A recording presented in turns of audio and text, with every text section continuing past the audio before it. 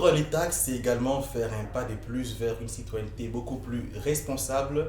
Mesdames, Messieurs, bonjour, bonsoir, ça dépend de l'heure à laquelle vous nous suivez et bienvenue à ces nouveaux numéros des Dernoflou Magazine. Les émissions précédentes ont été bien présentées par mon collègue Trésor Makolo. Je prends les relais aujourd'hui.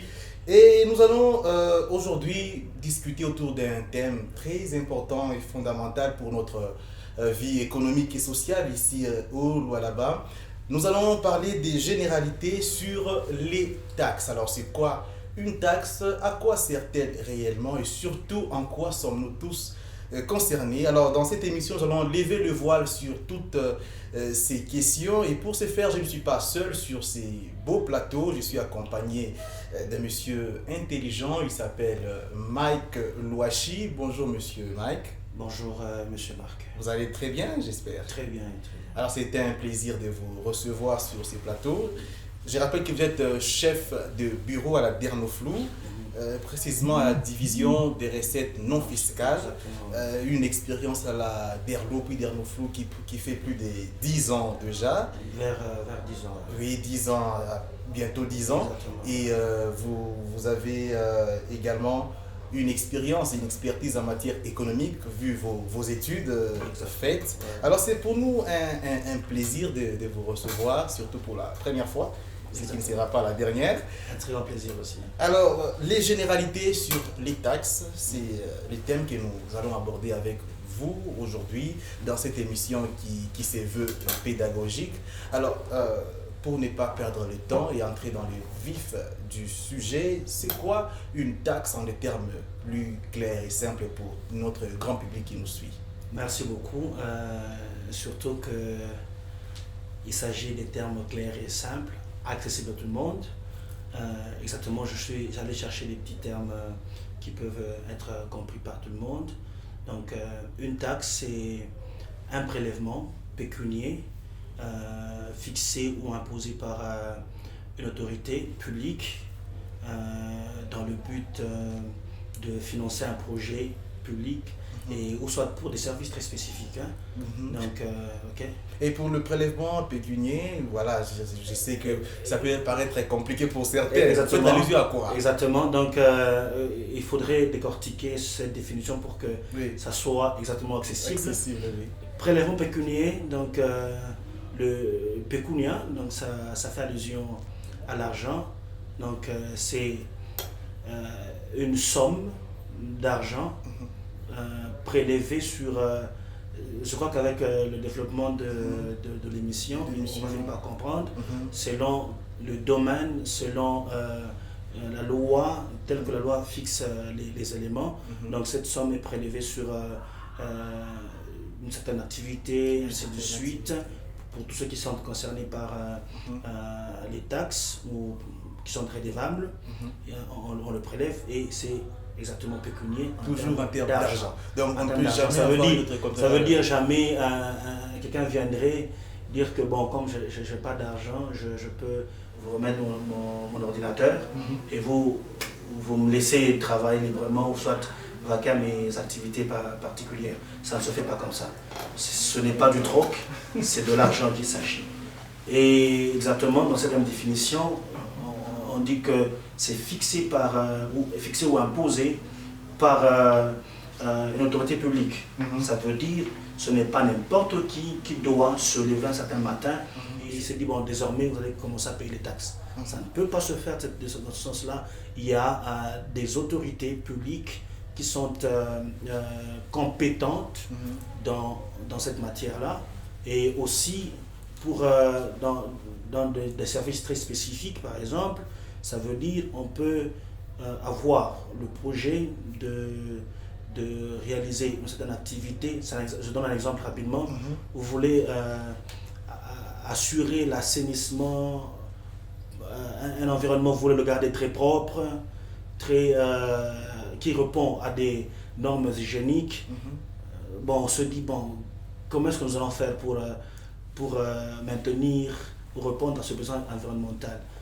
Qu'est-ce qu'on doit faire? On peut sensibiliser tous ces gens qui habitent dans cet environnement on dit pour le maintien de la propriété, de l'hygiène dans votre quartier, chaque parcelle doit devoir donner autant pour que nous gardions ou nous atteignons cet objectif. Donc cette taxe-là, cette somme qui sera payée, c'est une taxe qui a comme objectif d'aller financer ce service-là d'environnement, mais aussi pour financer un projet public. Donc vous savez déjà que dans un environnement, dans une entité particulière, il y a des projets, il y a des dépenses qui peuvent être réalisées, ainsi donc les taxes peuvent aller répondre à ce genre de projet. Donc il y a des besoins au niveau de la société, l'autorité publique s'est dit il faut l'argent, et l'argent se trouve dans la population, et on met en place des mécanismes de façon légale, fixés par la loi. Exactement. Et d'ailleurs, je voudrais être précis sur ce point-là, et il faudrait que tous ceux qui nous suivent, toute la population, comme il s'agit de la province de là-bas, que tout le monde nous suive. C'est une information que je vous donne. La province, une entité même au niveau de partout dans le monde, tous les besoins du gouvernement, tout ce qui est budget, c'est financé à plus de 80% par les taxes. Ça veut dire que nous avons des projets, nous avons des besoins, nous avons différents projets de développement socio-économique de la population. Ainsi donc, nous viendrons vers vous, c'est vous qui financez à grand ou à un taux élevé ces dépenses publiques. Ces dépenses publiques. Alors, je pense que après votre intervention, les termes taxes ne sera plus un mystère pour ceux qui nous suivent. Exactement. Alors, mais j'ai une autre question.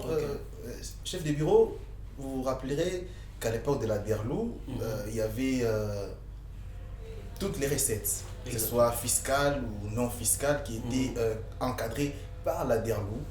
Mais depuis moins d'une année, je crois depuis le mois d'août, il y a la DERNOFLU, et qui est la direction des recettes non fiscales du là-bas, et qui encadre les taxes. Alors, ma question c'est pourquoi les taxes sont placées dans la catégorie des recettes dites non fiscales.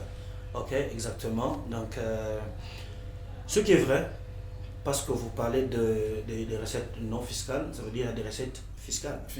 Généralement, sur le plan théorique et même sur le plan pratique. Généralement, les impôts proviennent, je dis bien généralement, les impôts proviennent des résultats des activités d'exploitation, ça provient des revenus, ça provient des bénéfices, ainsi de suite. Ça, ce sont les fiscaux, les impôts. Exact. Et les recettes non fiscales, ce sont des recettes issues peut-être de l'exploitation, comme je l'ai dit dans la définition, c'est lié à des activités. Vous comprenez? Je comprends. Donc là, on ne fait pas allusion aux revenus, aux résultats, c'est aux activités. Le fait de vouloir soit commencer une activité, soit lorsque vous êtes dans un certain domaine d'activité précise, à ce moment-là, vous êtes éligible à ces recettes. Donc, on parle des recettes non fiscales, les recettes qui ne proviennent pas des revenus ou des bénéfices. De manière donc, les taxes, ce sont des recettes non fiscales parce que généralement, c'est quand vous êtes soit exploitant, vous êtes dans une exploitation, vous exercez une certaine activité, que vous ayez des bénéfices ou pas, avant d'accéder à ce domaine d'activité, selon la loi, vous devrez être en ordre avec les taxes qui sont de ce domaine-là. Donc c'est un tout petit peu une contrepartie ici. Et exactement, d'ailleurs, il fallait que je revienne là-dessus. Oui. Dans la définition, il fallait aussi faire allusion à la contrepartie. Donc, quand on parle des taxes, la contrepartie, elle est directe, elle est immédiate. Et cette contrepartie, je parle en termes de trois ou deux volets. Allez-y. Le premier volet, je vous ai dit, c'est la loi qui vous donne, qui fixe, qui dit que, par exemple, il y a certaines mises de produits sur le marché. Certains produits sont catégorisés dans un... par exemple, il y a un ordre que, voilà, pour exercer dans tel domaine, il faudrait préalablement payer telle taxe. Vous comprenez? Donc, avant d'exercer dans ce domaine, vous devrez déjà payer la taxe. Alors, l'exercice dans ce domaine, ça peut être déjà une forme de contrepartie pour ce contribuable-là, pour l'exerçant, en fait, de ce domaine. Mais aussi, je parle de la contrepartie en termes de réalisation de projets ou de dépenses publiques. Ça veut dire qu'on peut avoir un projet et la contrepartie, je vous ai parlé de l'exemple d'une taxe d'environnement, par exemple. Ça veut dire quand vous payez cette taxe, la contrepartie, c'est qu'on vous rend vivable et assainit votre environnement. Et cette notion de contrepartie fait intervenir aussi la notion qui rend la société plus exigeante envers exactement, le pouvoir public. Exactement, c'est une contrepartie qui est directe. Par exemple, je voudrais ici donner un petit détail. Vous savez qu'il y a une taxe spéciale de circulation routière, par exemple, pour ceux qui sont dans le domaine de transport. Ça veut dire qu'avant de mettre normalement en circulation votre véhicule, vous devriez payer cette taxe. Donc quand vous payez cette taxe, ici chez nous c'est un peu c'est collé à ce qu'on appelle la vignette, c'est pas le matière d'aujourd'hui. Exactement. Donc si au cas où on pouvait la prendre de manière séparée, donc avant de mettre en circulation votre véhicule, vous devriez vous assurer d'être en ordre avec la taxe spéciale de circulation routière. Donc la contrepartie, c'est le fait, avant d'utiliser, quand vous payez, vous avez le plein droit de mettre sur la voie publique votre véhicule en circulation. Ainsi donc, si vous payez, vous exigez que la voie sur laquelle votre véhicule va rouler soit en bon état. Exactement. Nous savons aussi exigeant. Je pense que nos amis qui nous suivent sont en train d'apprendre beaucoup, tout comme moi, avec votre approche pratique et pédagogique. Alors, je l'ai tantôt souligné que les taxes sont encadrées par la Dernoflo. Je parle de taxes au niveau de la province du Lualaba. Alors, quel est l'apport de la Dernoflo en rapport avec les taxes? Qu'est-ce que la Dernoflo fait vis-à-vis des taxes qui reviennent à la province du Lualaba? Cette question, c'est une question très pertinente parce que ça me ramène quand même aussi à profiter pour expliquer de cette division de la création de la Dernoflo. Ça demande pourquoi c'était important. Nous sommes, comme nous parlons de la Dernoflo. Oui, exactement. Je le dis parce qu'à un moment, nous sommes analystes en tant qu'intellectuels, analystes scientifiques et ainsi de suite.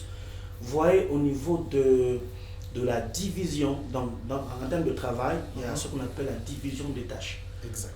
Quand vous procédez à une division des tâches, celui qui pouvait s'occuper, par exemple,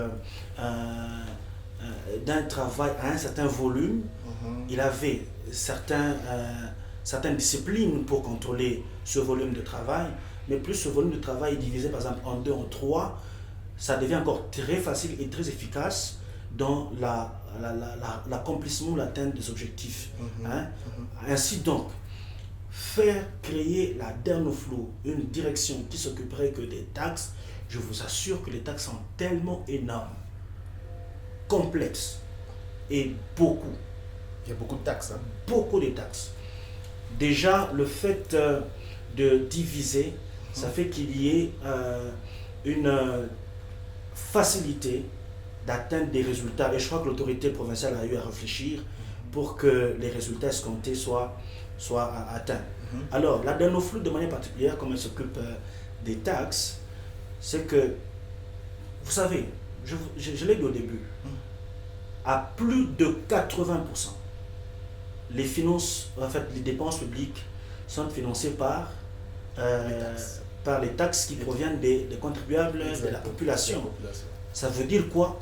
Pour que vous atteigniez le maximum de recettes pour financer les dépenses publiques, il faut être en mesure d'identifier ces gens qui sont redevables à l'État en matière de taxes. Donc la Dernoflo a comme mission d'identifier chacun des redevables au niveau de la population en ce qui le concerne, selon les activités, selon la nature des taxes, les identifier, ça promet de choses. Donc la DENOFLU a comme apport dans la province identifier tous ceux qui doivent à la province les recettes en termes de taxes. En termes de taxes. C'est une des lourdes responsabilités. Elle est énorme. C'est énorme.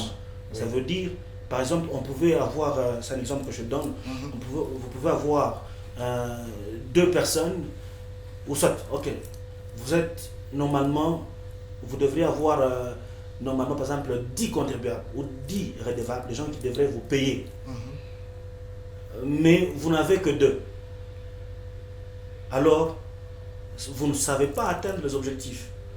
Mais lorsque sur les 10, vous parvenez à avoir même 9, vous voyez vous-même, les résultats changent, les recettes, le niveau des recettes change. La première chose, c'est permettre à la province d'identifier qui sont ceux qui lui doivent.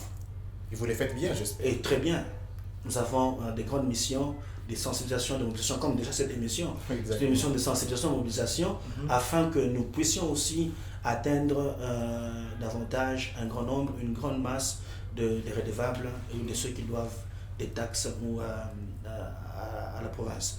Deuxièmement, au-delà de les identifier, il faut que nous parvenions à collecter les recettes, Exactement. les taxes. Ainsi donc, la DENOFLU met des mécanismes en place avec à la tête le directeur Le Vaillant, le directeur Georges Tchata, des mécanismes et des stratégies afin que nous puissions collecter au maximum les recettes afin de donner au pouvoir ou au gouvernement, à l'autorité provinciale les moyens de sa politique.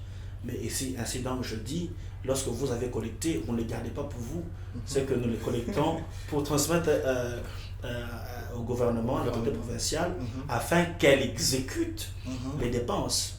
Donc, parmi les grandes missions, on identifie, on collecte, aussi on transmet. Non pas aussi ça, c'est que la DENOFLU entre ou propose, met en place un système de gestion des ressources financières, des recettes financières, des recettes des taxes pour permettre à la province de mieux exécuter ces projets.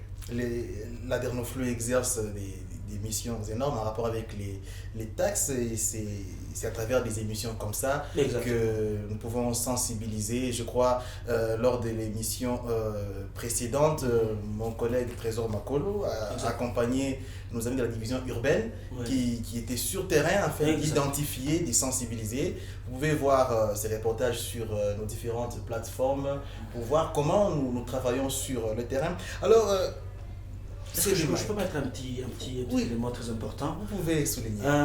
Exactement, c'est de notre responsabilité et de mettre en place à la portée de la population toutes ces connaissances afin qu'elles comprennent leur aussi responsabilité, leur devoir. Ça veut dire que nous avons aussi un problème très sérieux. Tout ça c'est pour encourager des émissions comme celle-ci. Un problème très sérieux, un manque de culture fiscale, un manque de civisme fiscal. Et nous croyons que la population, au travers de telles émissions, parviendra à comprendre et découvrir aussi ses obligations à l'égard. De la même manière qu'elle est exigeante, elle va aussi découvrir aussi ses obligations.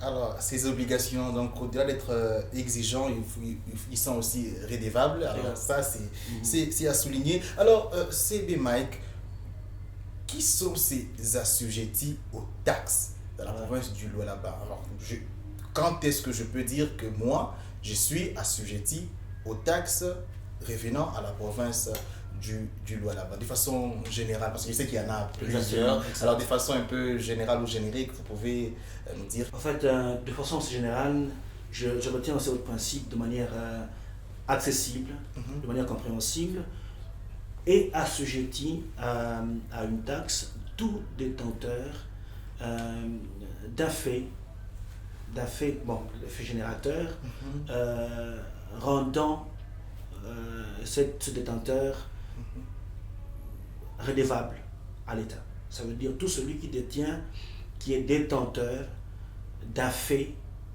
ou je ne sais pas, d'un acte, posant un acte, lui rendant redevable à l'État. Des personnes physiques comme Les morales. personnes physiques ou morales, ça c'est d'abord de manière générale. Donc nous avons des entreprises qui sont assujetties ou redevables à l'État. Nous avons des personnes physiques, des personnes morales, nous avons des particuliers, des institutions, ceux par exemple qui sont en train d'utiliser ou de bénéficier des interventions de l'État par exemple, louant certains services de l'État. Donc tous ces gens-là sont redevables ou assujettis aux taxes. Je reprends les entreprises comme personnes morales, je parle de personnes physiques, présentant exactement ou ayant ces faits générateurs. Exactement. Nous avons des particuliers et certaines institutions exploitant ou utilisant les services publics. Selon les secteurs. Hein? Selon le secteur d'activité, économie, environnement, ouais. tout ce qui va. Je donne un exemple. Je vous ai dit que les taxes sont liées à des activités. Exactement. Par exemple, l'État, par la loi, peut se dire que tout celui qui est producteur ou celui qui mettra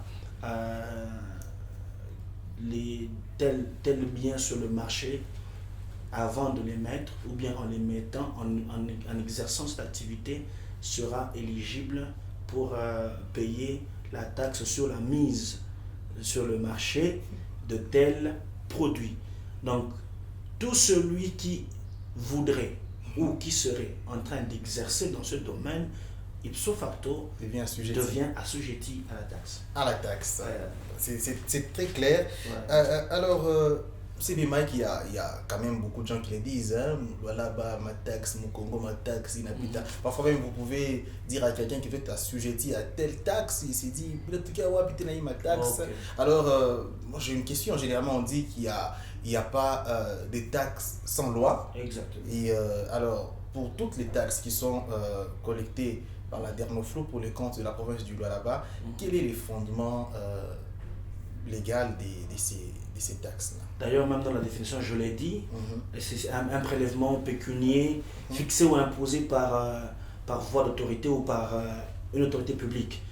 Ça veut dire que cette autorité publique, quand elle doit fixer les taxes, les taux, la périodicité, tout ce système, le mode de collecte, ça ne se fait pas de manière verbale.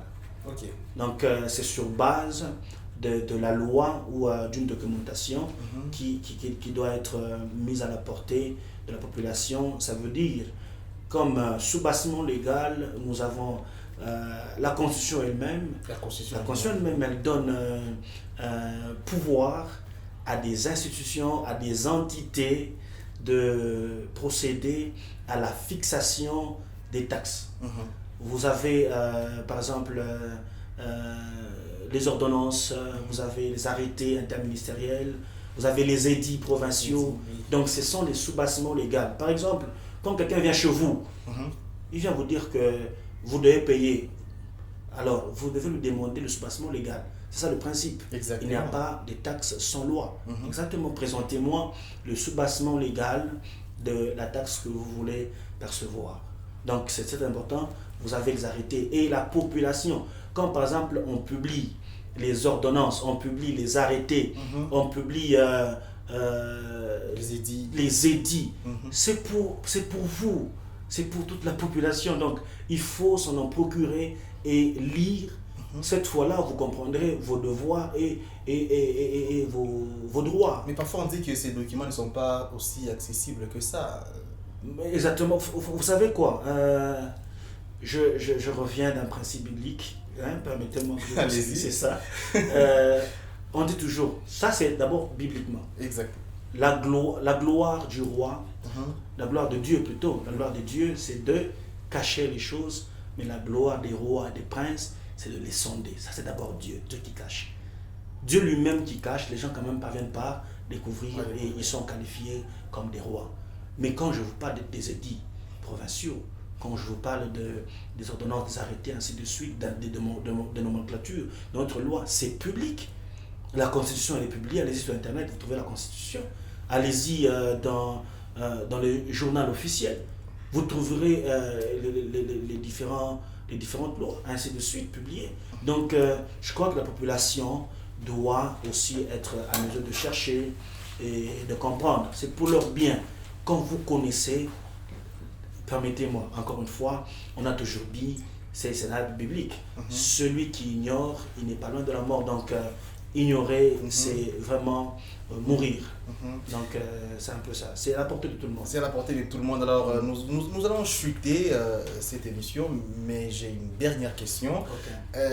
CB Mike, quelles sont les taxes collectées par la Dernoflou? Là, je demande en termes d'exemple, quelques taxes. Je pense qu'il y en a plus de 100 collectées par la Dernoflou. Plus de 100 au niveau de la Dernoflou. Alors, est-ce que vous pouvez nous énumérer quelques-unes de façon ramasser, je prends n'importe quoi. Exact. Comme je l'ai dit, c'est vraiment complexe, il y en a beaucoup, il y en a des trop. Je prends un domaine par exemple, et cet exemple c'est choisi exprès, je choisis de manière exprès pour informer. Nous sommes par exemple dans le secteur de l'énergie. Nous avons par exemple l'exploitation des eaux naturelles. Dans chacune des parcelles de la ville de Kolwezi et même de la province, presque dans certains quartiers, nous avons des forages. Alors, c'est une exploitation d'une énergie naturelle, d'une ressource naturelle. Et à tous ceux qui ont par exemple les puits, les forages, ils sont soumis à 2 taxes. La première taxe, parce qu'il s'agit d'une ressource appartenant à l'État, n'oubliez pas la loi Bakajika qui dit que le sol et le sous-sol appartiennent à l'État. Le sol, quand vous l'achetez, l'État vous donne le sol. Vous achetez une parcelle, l'État vous donne le sol.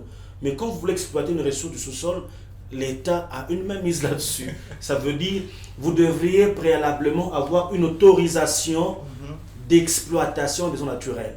Là, c'est fait par le service d'assiette, la RHE, donc ressources hydroélectriques. Deuxièmement, avant d'abord d'exploiter, vous devriez avoir l'autorisation d'exploitation. Une autre taxe. Ça, c'est une taxe lorsque vous voulez exploiter. Mais à part, quand vous avez l'autorisation, vous êtes soumis à une taxe qu'on appelle la redevance mensuelle sur l'exploitation des eaux naturelles. Tout ça là, c'est seulement sur moi. C'est toujours sur vous. Parce que les eaux là, ce n'est pas pour vous. Ça provient du sous-sol qui appartient à l'État.